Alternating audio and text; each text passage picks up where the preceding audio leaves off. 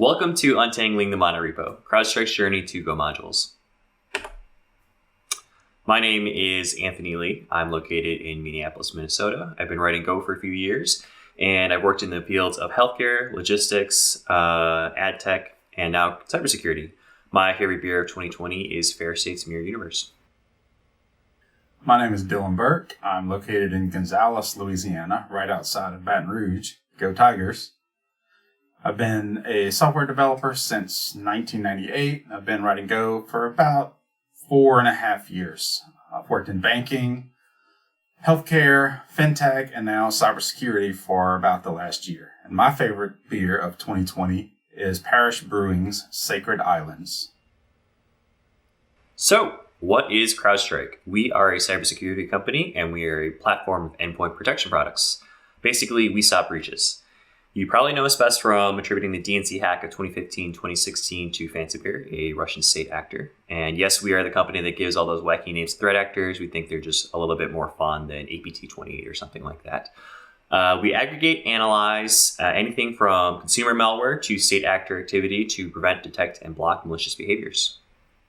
To that end, we process over 3 trillion events per week to populate a custom graph database of threats, cleverly named ThreatGraph, along with many other security services.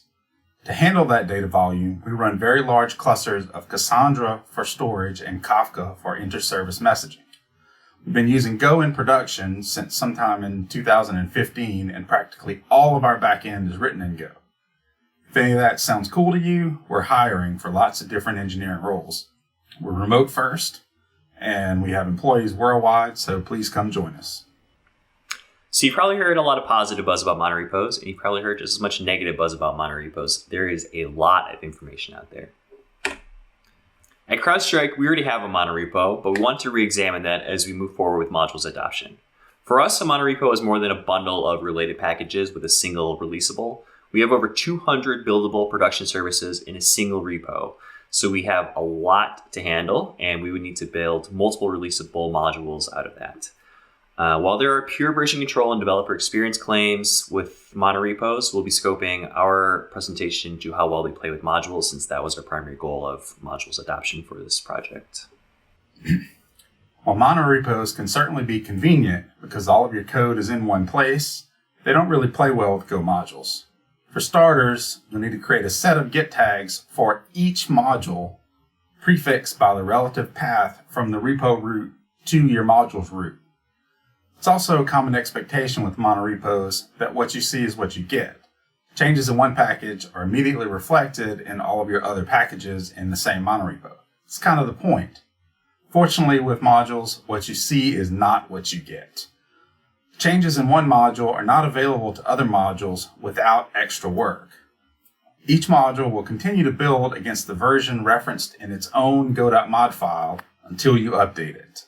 Working around this for local changes usually requires creating and managing a set of replace directives for each of your modules. The practical effect of this is that you import your utils package for a string helper, and now you depend on the S3 SDK, the JWT parser, and Kubernetes. The first step to untangling this mess is to put code where it belongs. Break your utility packages up into functional or business domains so that will make sense when they're converted to be separate modules later.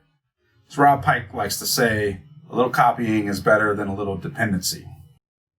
Also, because they often house code for many different projects, monorepos can definitely be complicated and difficult to manage, especially for building. There are tools out there like Bazel that help, but those always come with their own learning curve. Bazel certainly can build your monorepo, but it's not configured to do so out of the box. And it's definitely not ready to build your monorepo with your own particular wrinkles and idiosyncrasies. So, speaking of CrowdStrike's quirks, we have nearly 400 microservices and libraries within our monorepo. And since we did predate a lot of mature dependency management solutions like Deplock and Glide, we decided to vendor our entire Go path. As a consequence, a lot of our custom tooling around building and testing and source control in the monorepo makes assumptions around those Go environment variables. and they're not always true for vanilla installation. So that's been a point of friction. Another thing we did was we wanted nice and concise import paths that look like standard library imports, so something like CS, foo. But with the adoption of modules, you have to have the first token of your import path must resemble a host name now. So it has to have a period in there somewhere. And we've had to go back and kind of reconfigure that. And as mentioned, we have tons of kitchen sink packages and not dependencies where everything's in arm's reach. We just kind of shovel it all in, and then you end up with a really long dependency tail. So working in a multi-repo environment. Everybody knows how to do this already. In fact, we don't even refer to it as multi or polyrepo or anything because it's just the default. It's what we're all used to. One of the really good upsides of working in this kind of environment is you don't have to be as aware of your downstream dependencies. You can be more liberal with your changes since in modules land, downstream dependencies are pinned to a specific version. So they would have to opt in or upgrade their dependency before anything would happen. The flip side of the coin is it seems like there's more administrative overhead when you're splitting out 400 individual modules in one repo to 400 individual repos, period. But many projects and companies have already encountered this problem. Essentially, every version control vendor already has super repo level tooling, and there are third-party tools to help out as well. So in GitHub and Bitbucket, you can already do access controls, merge strategies, and pull requests at a project or owner level. And for developer-facing tools, we definitely recommend the use of MyRepos. It's a tidy little CLI that can operate on multiple Git repositories as if they were a single unit. Editors like Golang and Visual Studio Code can group multiple repositories or just arbitrary directories into one workspace you can, develop as if they were just in one place. And to manage boilerplate across all of our mini repos, I wrote a simple tool that just updates them accordingly. Honestly, it's not too much of a lift, but with those three small things, we've pretty much solved most of our multi-repo overhead.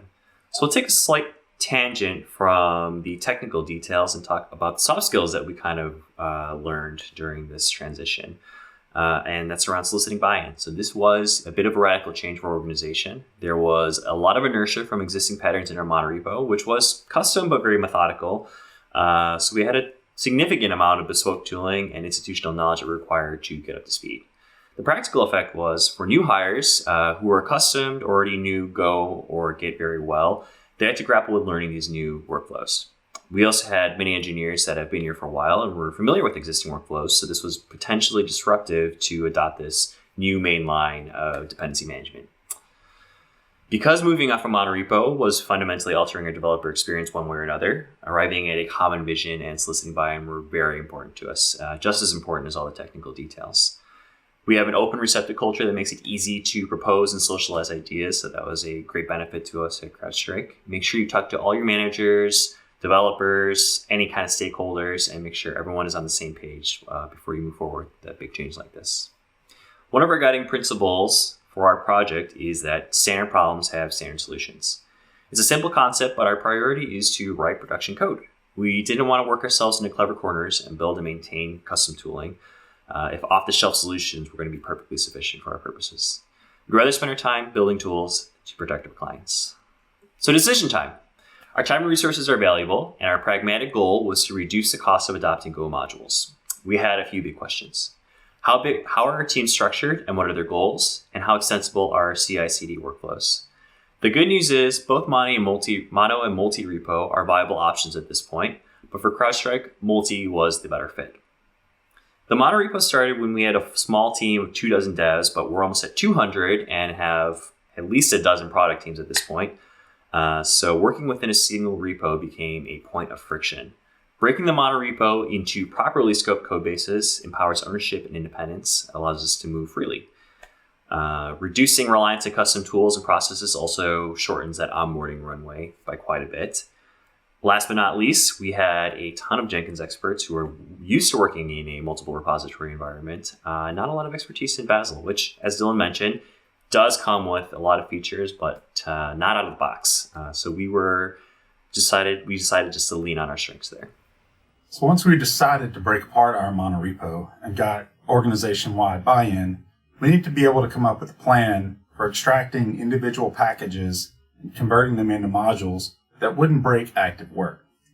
At any given time, we probably have dozens of projects in flight, and any path that would have interrupted delivering those projects or caused production issues obviously would have been a non-starter.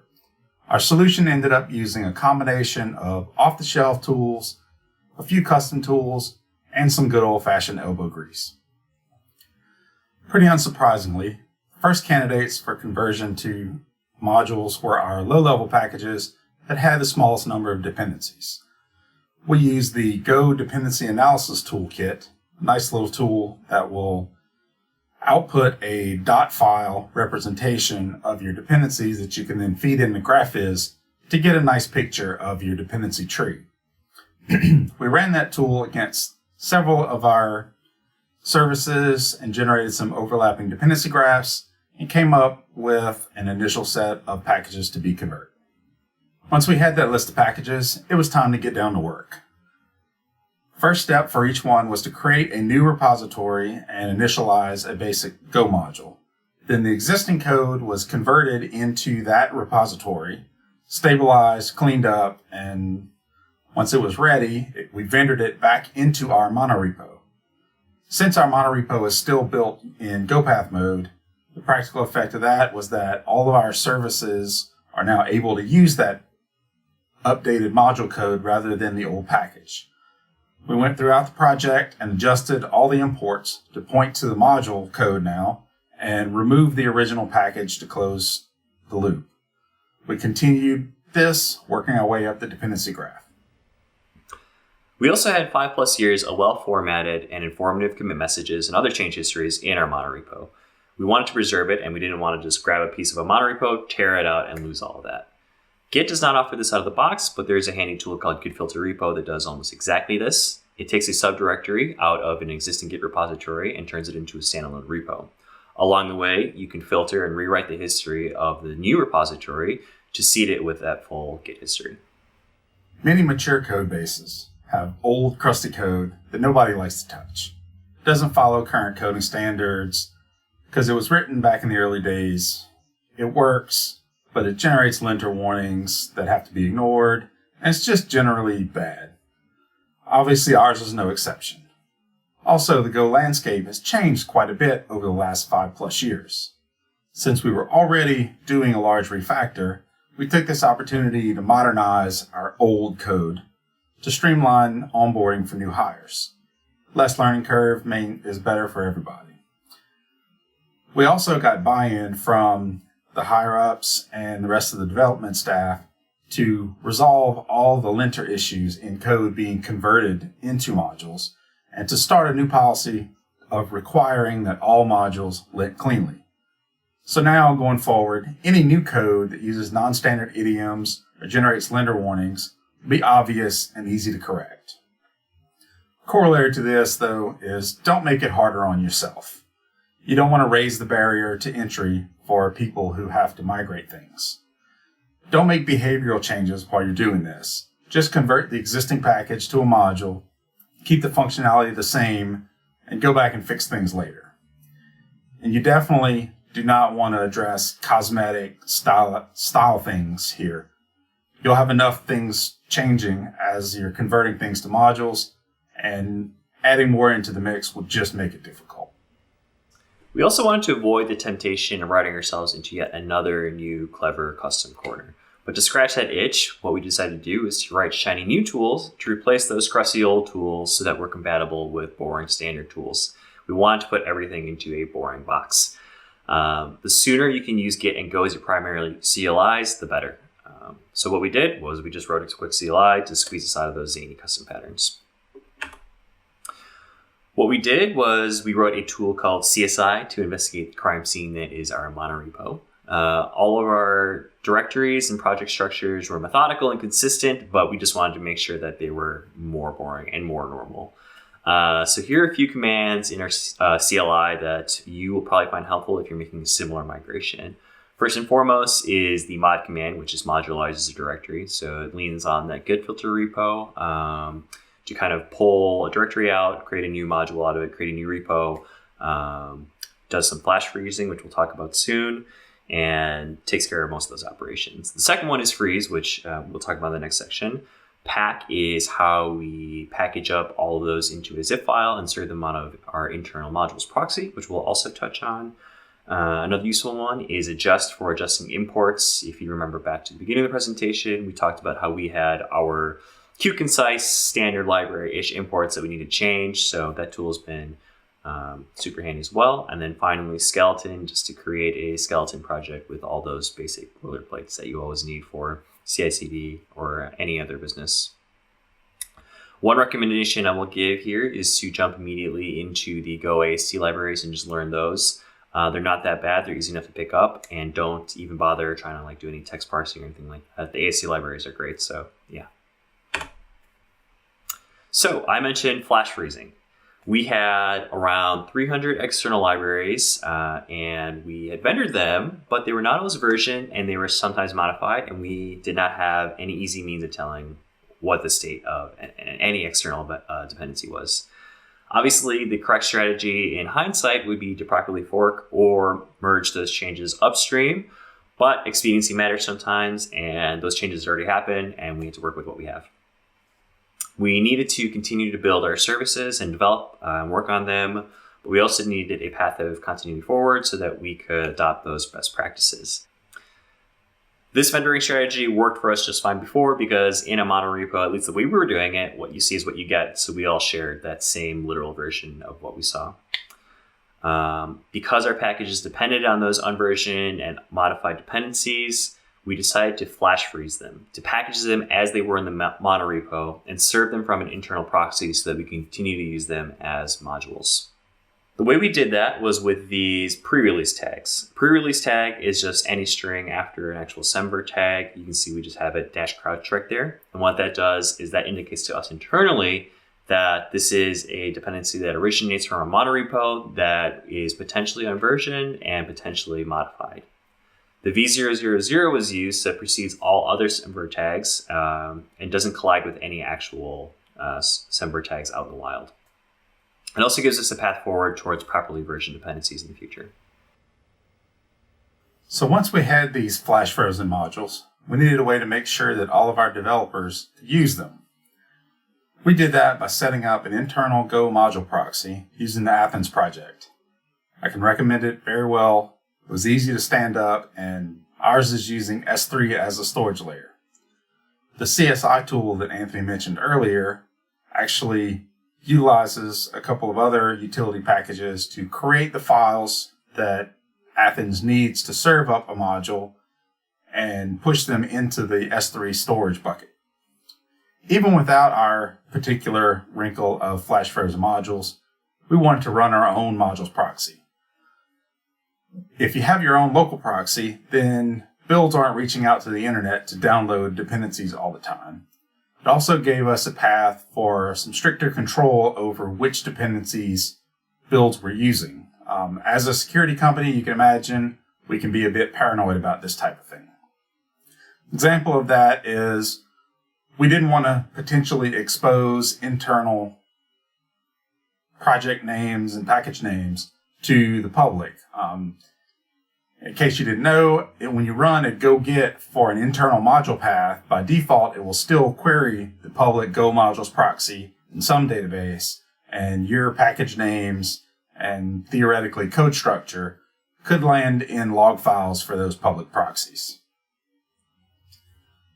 By introducing a Vanity URL, you get a little bit of a cool factor because you can create a name that means something to your team or your company rather than the default source control providers out there. GitHub's not that cool.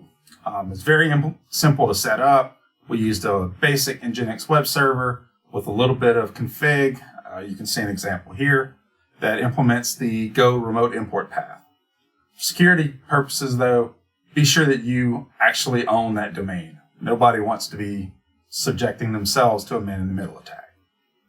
Also, now that we had a custom Vanity URL and an internal Go Modules Proxy, we need to make sure that all of our developers and CI systems were using them. Obviously, the whole purpose of the project was to convert things to Go modules. So step one was to make sure that modules are not disabled. We need to ensure that on every machine that the Go 111 module environment variable was not set to off.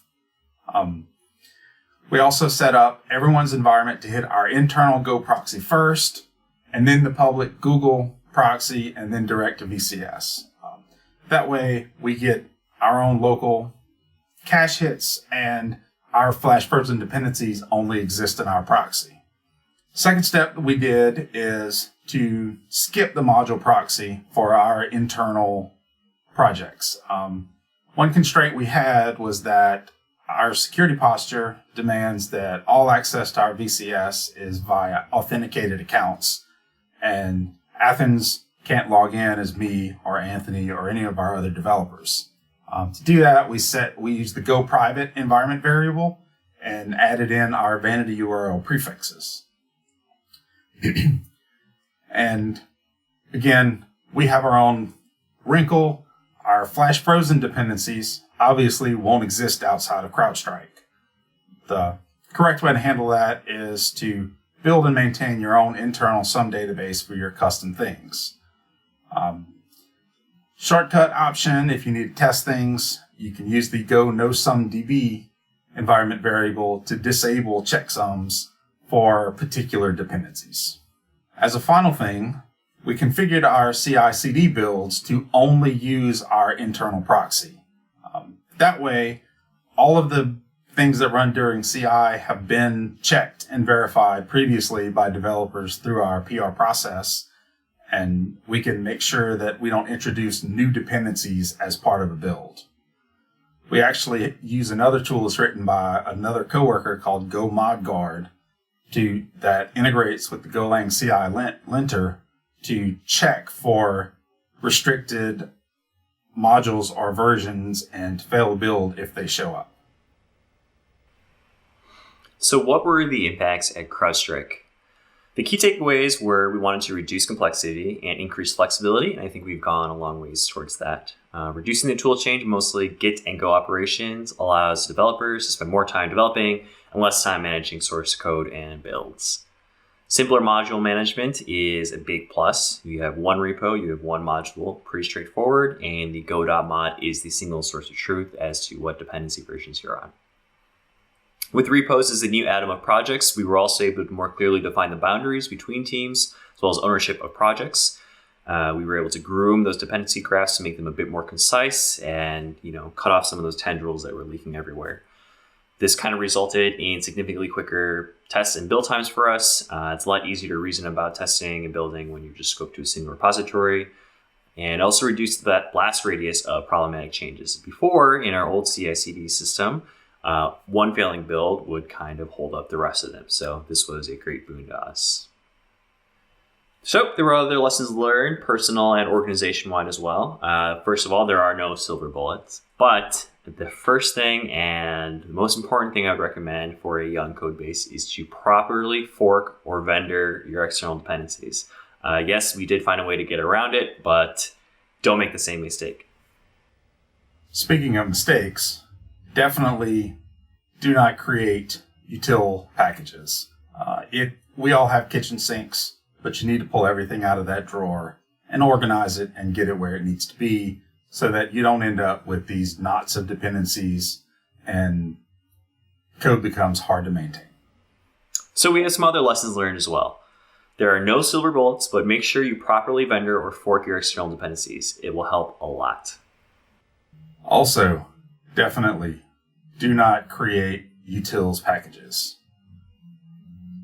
Find that kitchen sink, take everything out, and organize it. Having everything packed together creates a knot of dependencies, and you'll end up with inadvertently every service depending on every other service.